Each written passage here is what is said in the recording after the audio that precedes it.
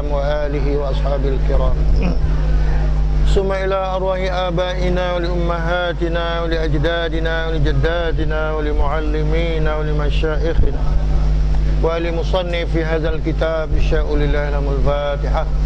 أعوذ بالله من الشيطان الرجيم. بسم الله الرحمن الرحيم. الحمد لله رب العالمين الرحمن الرحيم مالك يوم الدين إياك نعبد وإياك نستعين اهدنا الصراط المستقيم صراط الذين أنعمت عليهم غير المغضوب عليهم ولا الضالين آمين.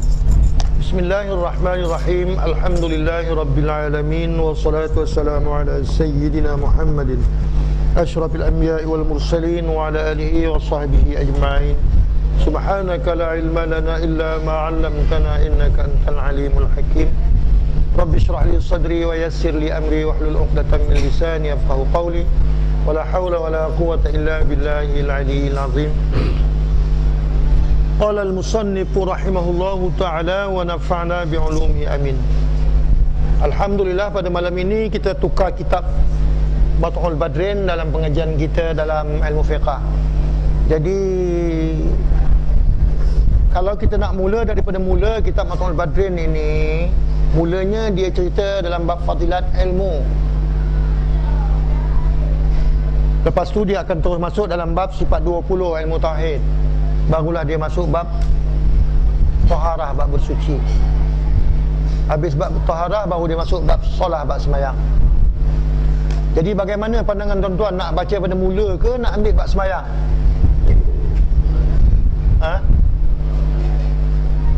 Kalau nak ambil daripada mula, saya rasa tahun baru nak sampai bab sembahyang tu. Kita ambil bab sembahyang ya tak? Kebanyakan saya baca gitu. Kita ambil bab sembahyang dulu. Bab taharah, bab air. Bab air.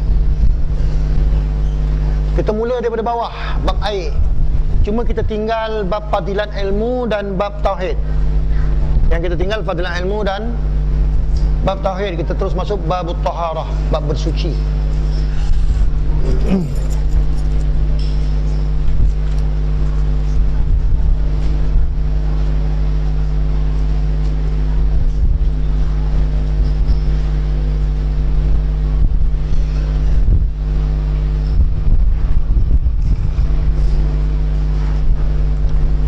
Surat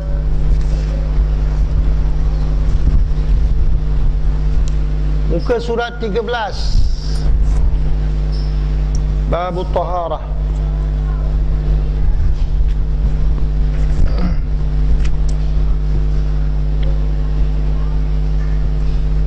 Kitab ahkam taharah. Kitabu Ahkam Taharah artinya ini satu kitab pada menyatakan hukum bersuci. Jumpa semua kan? Bersuci. Bila sebut saja bersuci, alat untuk mensucikan mestilah air. Sebab tu dia terus masuk ke dalam bab air. Kerana perkara ni rasanya kita semua dah tahu. Saya cuba baca laju sikit. Kalau tidak, bila nak habis ni? Sebab saya khatam kitab ni 5 tahun. Saya mengaji Bathul Badrin ni 5 tahun. Itu pun jenayat tak baca. Yang ujung tu bab jenayat saya tak baca. Bab faraid tak baca. 5 tahun. Tiap-tiap minggu. Kadang-kadang seminggu 2 kali. 5 tahun. Jadi ini kalau kita nak baca tiap minggu pun 5 tahun juga rasanya. Tapi kita tak baca semualah. Kita akan baca bab ibadah saja. Bab muamalat, munakahat kita tak baca lah kan. Bermula segala air yang sah buat bersuci dengan dia. Bila sebut suci, nak suci mesti dengan air.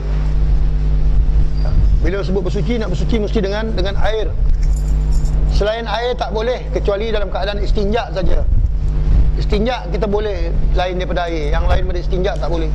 Dalam soal nak menghilangkan najis mesti dengan air. Maka sebab tu kita kena tahu hukum air. Sebab syarat sembahyang mesti suci daripada hadas dan najis. Tak boleh belajar ilmu sembahyang kalau tak belajar ilmu bersuci. Sebab syarat sah sembahyang, dia kena suci, jangan ada badannya bernajis, pakaiannya dan tempatnya bernajis, dan jangan ada pada dirinya hadas sama ada besar atau kecil. Maka sebab itu bagi orang sembahyang dia kena tahu hukum taharah ini, hukum bersuci. Tapi walau macam mana pun hari ini semua kita dah belajar di sekolah. Semua dah belajar ni di sekolah. Zaman saya dulu sekolah Melayu tak ada, kena masuk sekolah Arab baru ada. Jadi hari ini untung yang mana sekolah semua dah tahu ilmu ni. Cuma kita ulang-ulang balik dan caranya kita nak luaskan lagi, itu saja. Bermula air yang sah buat bersuci dengan dia. Mana air yang sah dibuat bersuci, makna air itu betul kita gunakan dia untuk bersuci. Sah. Sah tu makna perbuatan yang diterima syarak. Lawannya batal, tak terpakai. Air yang terpakai buat bersuci dengan barang yang turun daripada langit atau yang keluar daripada bumi. Kita kena ingat kaedahnya, air yang boleh buat bersuci yang turun pada langit, yang keluar pada bumi, itu saja.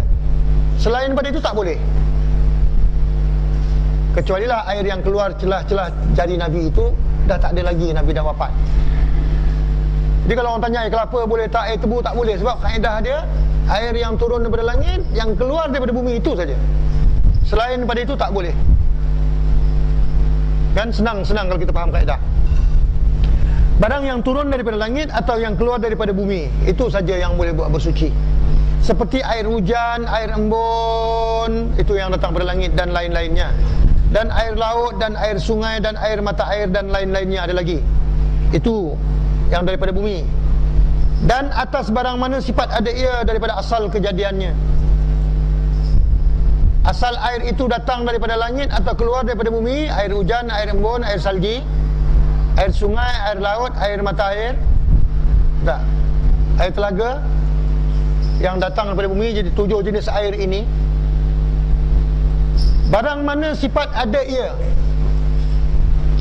zat air sifatnya jernih ni, rasanya tawar, itu semua sifat belaka. Tak kisah warna dia jernih ke, merah ke, hitam ke, kuning ke, masin ke, payau ke, tawar ke, kelat ke, asalkan yang turun daripada bumi dan yang keluar daripada, yang turun daripada langit, yang keluar daripada bumi. Boleh kan? Tak kisah apa sifat dia.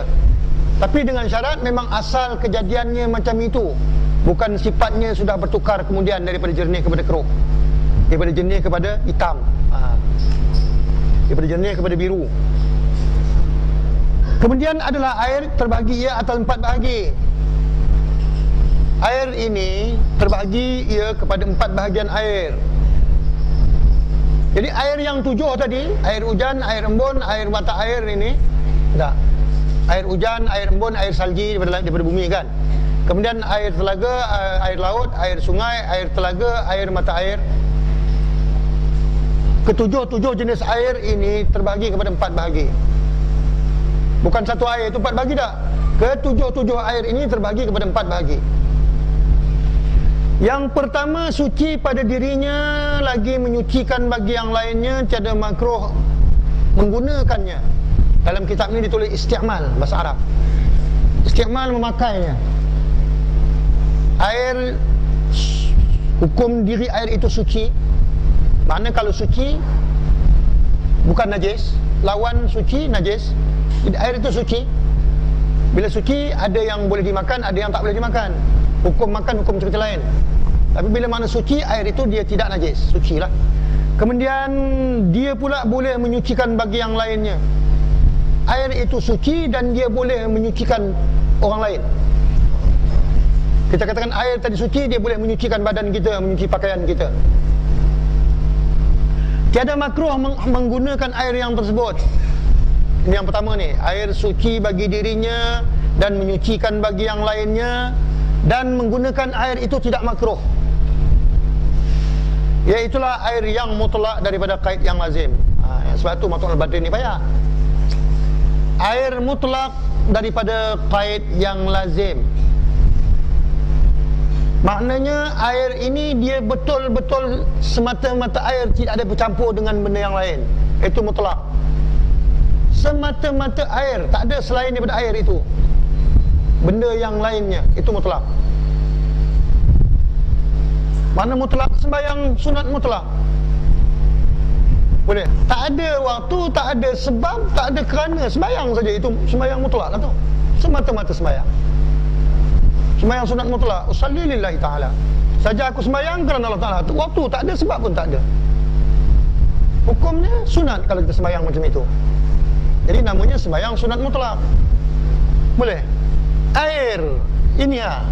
Semata-mata air. Tak ada benda lain dah. Air saja. Itu dikatakan air mutlak.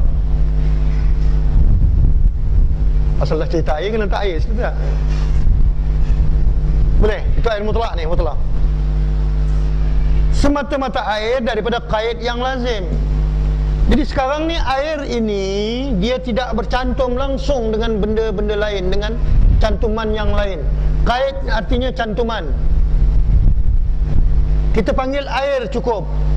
Kalau mineral ke, air solin ke, air solin ke, itu dia tidak lazim. Maka tiada memberi mudarat qaid yang berurai. Jadi qaid ini ada dua. Ni payah sikit, kena betul-betul ambil perhati.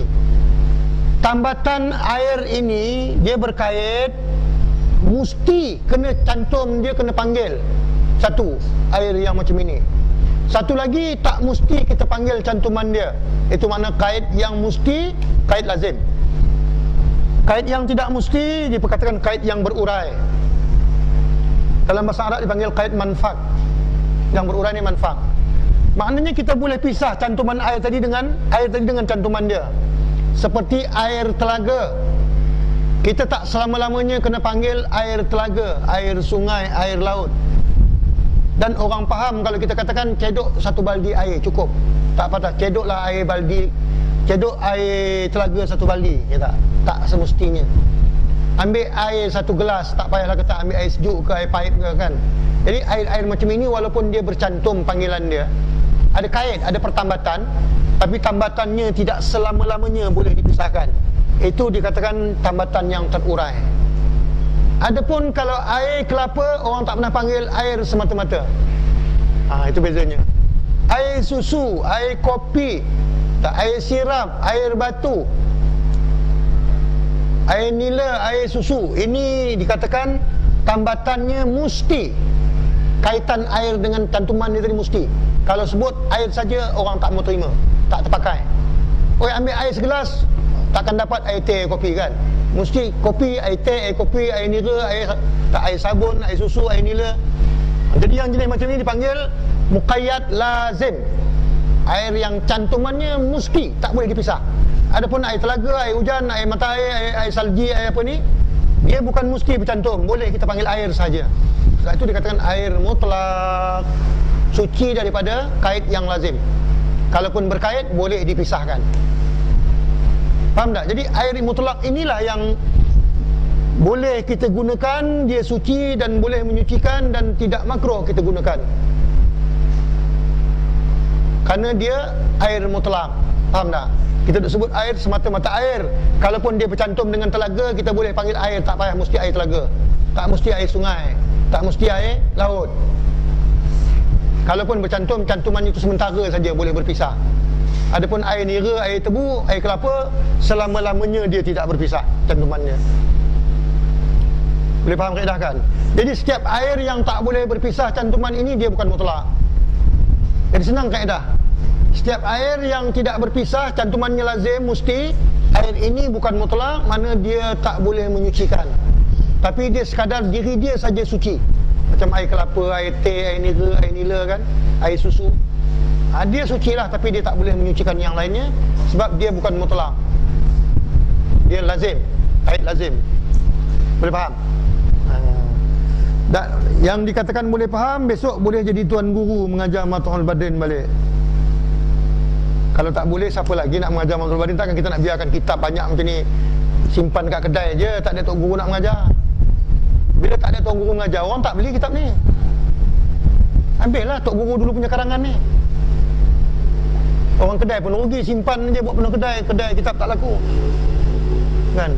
Banyak ruginya kalau kita tak boleh mengajar Mat'ul Badrin. Dan takkan boleh mengajar Mat'ul Badrin kalau kita tak belajar. Faham tak? Kita takkan boleh mengajar kalau kita tak belajar. Rugilah kalau kita belajar tak sampai maksud, boleh mengajar.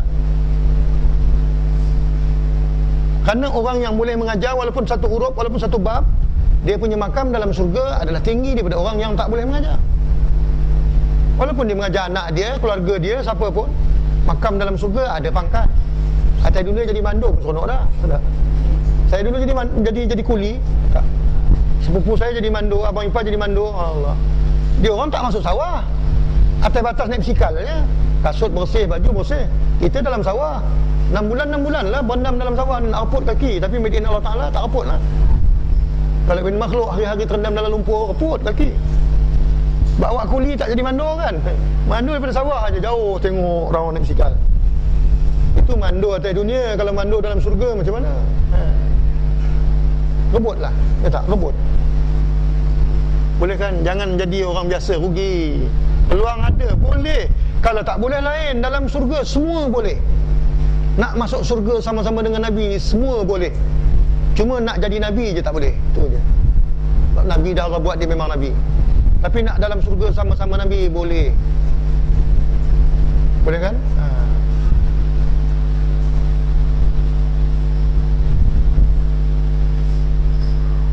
Maka tiada mudarat kait yang berurai pada keadaan yang mutlak. Ini yang saya cerita tadi. Tidak menjadi mudarat air yang berurai pada keadaan yang mutlak. Ini yang saya cerita tadi. Maknanya tidak memudaratkan air itu menjadi ianya tidak mutlak, walaupun dia berkait tapi kaitannya terurai. Ini maksudnya. Seperti air telaga, air hujan. Mana air itu tidak memberi mudarat atas nama air mutlak, walaupun dia berkait, kerana kaitannya terurai, bukan lazim.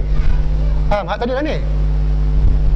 Yang mudarat air kait lazim, tapi kalau kait tapi berurai tidak mudarat. Apa yang tak mudarat dari segi mutlaknya air itu semata-mata air, walaupun sebutannya air hujan, tapi dia masih dikatakan air juga. Tak perlu sebut hujannya pun tak apa. Itu makna tidak memberi mudarat.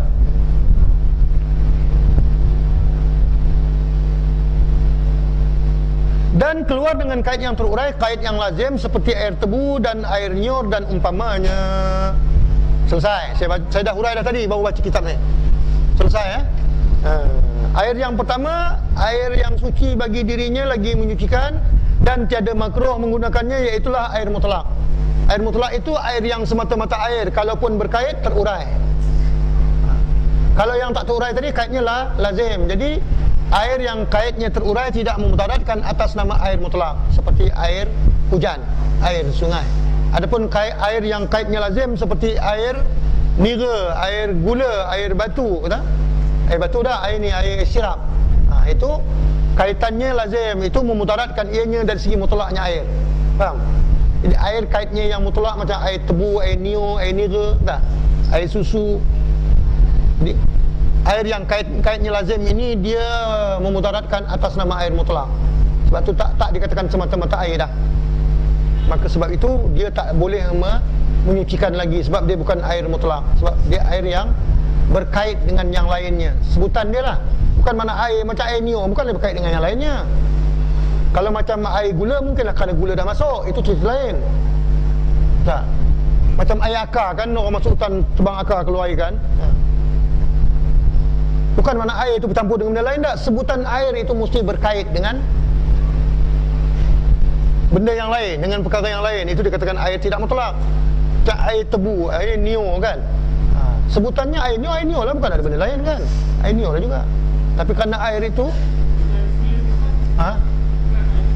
air apa? Air suling, air mutlak. Air mutlak lah tu. Cuma dibuang kekotoran yang mencampuri air itu. Mana air yang ada mencampuri air, kemudian dipisahkan benda yang mencampuri air tadi daripada air.